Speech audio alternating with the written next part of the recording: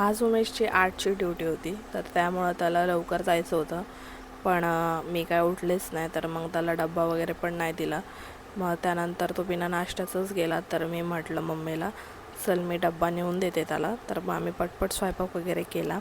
आणि आज त्याच्या कामावर होता वर्धापन दिन 1 जूनला. तर सगळे बस वगैरे त्यांनी सजवलेली, त्यांची सगळी तयारी चालू होती, रांगोळी वगैरे, मस्त बसला फुलांचा हार वगैरे. त्यानंतर त्यांनी छोटासा एक केक पण कट केलेला आणि मी पण स्कूटी घेऊन निघलेले. आणि रस्त्यामध्ये म्हणजे पाऊस पण येत होता, पण जास्त काय पाऊस नव्हता. तर मग मी गेलेले. आधी उमेशसोबत मजाक केली मी, की त्याला बोलले मी आली आहे बाहेर आहे, परत बोलले की नाही आले मी, पण तरी पण तो आलेला आणि त्याने मला रेकॉर्ड पण केलेलं.